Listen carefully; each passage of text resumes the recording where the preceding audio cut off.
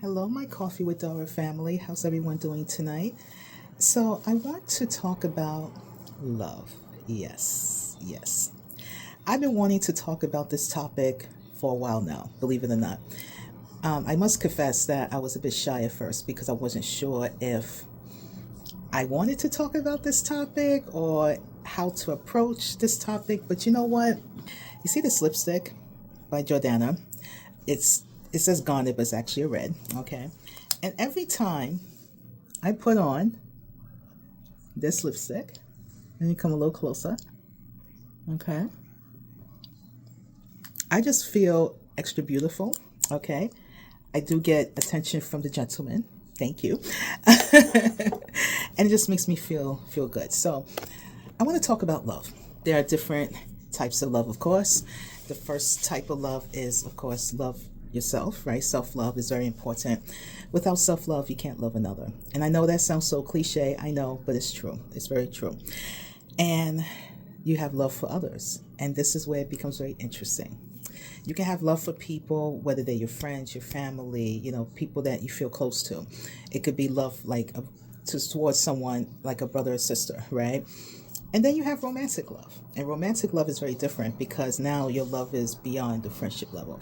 This is where you are attracted to someone that you really genuinely care about. You love them more deeply, more passionately. So it becomes very personal, so to speak. So, what kind of love are you? Interesting question, right? Well, as I mentioned, in order for us to love others, we have to have self love, right? So, what kind of love are you?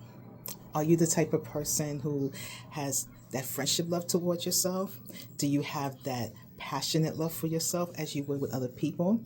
Or you don't have love at all? Oh, yes. Because we can't assume that everybody has self love.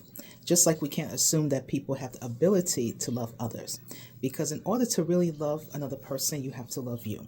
And I know it sounds cliche, and you probably heard this from many, many, many, many different people here on Instagram, but it is the truth.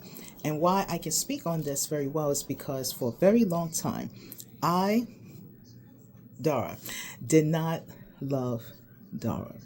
Yes, that is my truth. Okay. And you might be wondering, really, Dora? You didn't love you? Come on. Look at you. You're a catch. You're pretty. You're beautiful. Because I get these compliments now. But there was a time I thought I was quite ugly, unattractive, grossly obese. And I just thought that no one would ever want me, care about me because look at me, And when I became older, and that's when I learned what prejudice was about. So then it became more about my skin color and the neighborhood I grew up in and, the way I speak, and all these different things.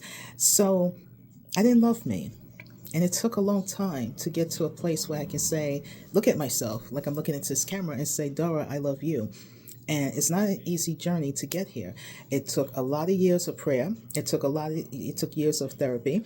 It took a lot of patience. It took a lot of inner strength, really, to ask those tough questions like, why don't I love myself? Why don't I like myself? What is it about me that makes me feel this way?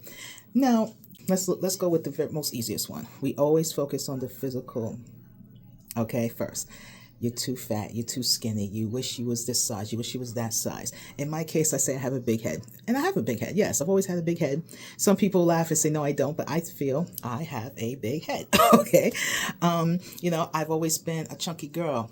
I got boobs, okay? Like, it is what it is. I wear glasses. I had more hair and I lost a lot of my hair due to stress and depression. So, one thing that has stayed the same is my big head and my chunkiness. Has my weight fluctuated? Of course. But I've never been a thin, slim person. Never. So I don't know what that feels like. But I'm not grossly obese. I'm not all over the place, Well proportioned, darling. Okay.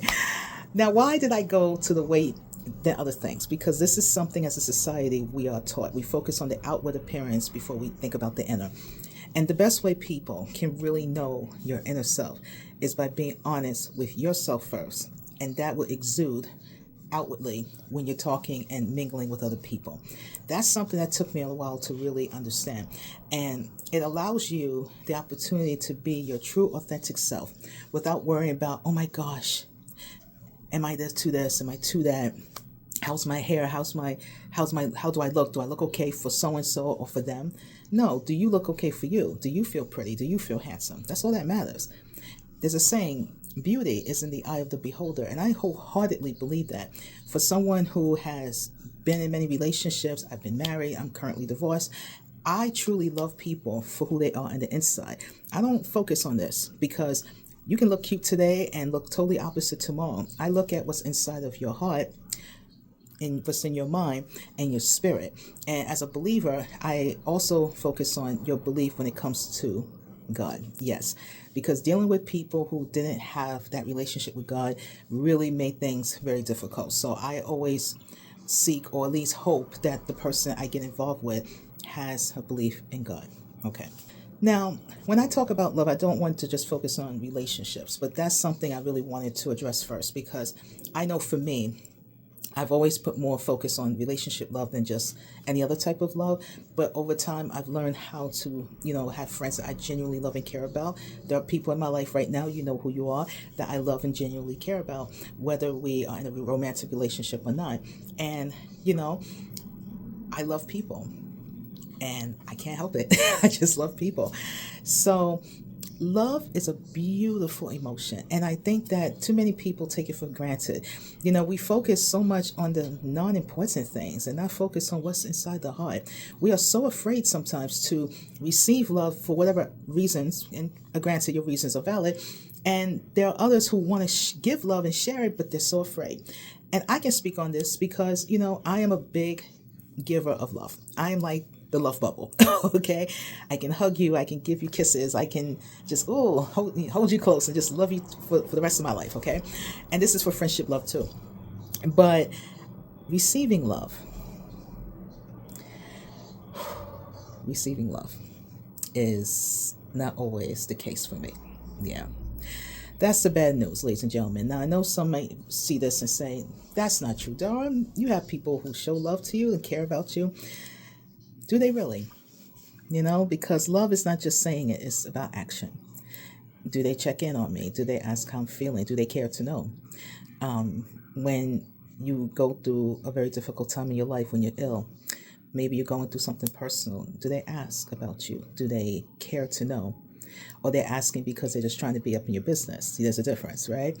Are they willing to be there for you? And for someone who, like myself, who has experienced abandonment, experience being discarded, experience being told that nobody would ever want you, look at you, being told I'm ugly. More times I can count, or I'm too fat for any man to be interested in me, and yeah, that hurts. That really hurts. When I became an adult, then it was no longer just about me being fat. Now I was black and fat, you see? And so now it was more like, these guys won't be interested in you because you're black. They don't like black girls. Okay. So I didn't always receive the love. See, giving love is easy for me, but I didn't always receive it. There's a difference between people liking the idea of love and really loving you. There are people who like to hear themselves say, oh, I love and care about you, but they really don't. I've been hurt more times than I can count in this department. I've made many mistakes in the love department. And anytime I thought I met someone who really loved and cared about me, let's just say their actions always made me say, oh, okay, maybe it really wasn't what I thought it was, okay? When you struggle with love, whether it's within yourself or with people, or you've been hurt, rejected, discarded, abandoned, whatever it is, it changes your perspective on love. For some people, they become so depressed that they say, oh, screw it, what's the point, And for others, they just go within themselves and just focus on their life and don't even attempt the idea of love. And then you have those like me who's just trying to figure out, where do I go from here, I don't mind saying this publicly. It was easier to just meet someone and date them and have fun and all that. I've had my share of loves, I admit. I've always been a very open-minded woman. So when it comes to dating men, I don't care about your color or your age. I do care about age, yes.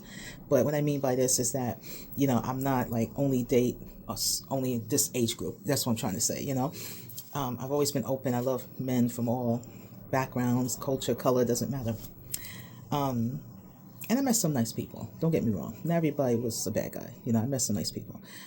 But they just weren't the one. And it's one thing to date and have a boyfriend, And again, for my gentlemen, this may apply to when it comes to women or whatever your preference is, okay? When you get married, that's a whole different ballgame. Because to me, the way I was taught, when you get married, that's high tier, okay? Now you're spending the rest of your life with this person. This is like going to God himself and saying, thank you for bringing this one person to me to be with and spend the rest of my life with. And when that man or woman does not fall through or comply with that promise, I can't speak for God, but I can speak from someone who has experienced that. It hurts like hell. It makes you rethink everything about love and people. I try now not to let it change my perspective on love. But I will say, if you had a bad breakup of any sort, then you know what I'm talking about. So what do we do now, Dara, right? That is the $1 million question. How do we, I should say, embrace love right now? Okay. I'm going to tell you what's been helping me, and it may help you. I romanticize the life that I want. I daydream a lot and think about the type of man that I would want to walk into my life. I think about the man that is going to just look into my eyes and tell me, Dara, you're everything I've ever wanted in a woman. Yes. It sounds like a fairy tale. It does sound like a love story in a movie, but yes, I romanticize my idea of love and what kind of love I want. And I think about meeting someone who will just accept me as I am. Because, ladies and gentlemen, I've had multiple surgeries, okay? I've had very bad things happen to me that was part of the reason why I had surgeries. And, it's changed me. And if you're a person who has gone through health issues and your body has changed or things, you might have lost things or whatever, then you know what I'm talking about. And I would say that I romanticize what I want because then I feel like I'm telling the universe that this is what I hope for. It doesn't have to be exactly like it, but this is what I'm hoping for. I think for me, the most important thing is respect, of course, but acceptance. Yeah. I've done the looking pretty for the guy and trying to please and be the best girlfriend, even though I was acting more like a wife than a girlfriend, okay? And really go out my way to impress this guy or whoever. But I've learned through therapy, through prayer, and just going within myself, I realized that it's not about impressing anyone but me. I am the main character of this story. And in my beautiful future life one day, there's going to be someone who's going to look at me and say, you know what? I like what I see. Not just because she's beautiful, but I like what I see. I like what she's about, and I want to get to know more about her. And when God brings that person to me, look out. When I think of love in the friendship department, I also romanticize that too. I want to make friends. I want to meet people. I want to go out. And not just at the club and dancing. I mean, there's nothing wrong with that. Don't get me wrong. I love to dance. I love music. But I want to go outside. I want to walk. And I want to go to waterfronts. And I want to look at squirrels. And I want to just feel the cool breeze in the air. I'm a nature girl by heart. I want simplicity. I don't want to be the woman who has to uplift and take care of the guy and make sure he's straight and make sure everything's okay and all this other stuff. And I end up with nothing but a heartbreak and a bad headache. You know what I mean? Like I don't want that anymore. I want to feel free. I want to feel alive. I want to feel like anything is possible. Whoever I am walking hand in hand, because I do like to walk hand in hand. I love to hold hands. Maybe I'm just a romantic at heart. I don't know, ladies and gentlemen. But I'll just say this. If you are in a similar situation like myself, whether it's dealing with people or trying to look for friends or meeting someone, dating, that's a big one. All I can say to that is this. Continue to love you. Learn how to love yourself more. Do the things that makes you happy. And when God is ready to bring that person or people in your life, they will embrace you as you are. Don't make the mistake I've made and try to be something for other people. No, you be yourself.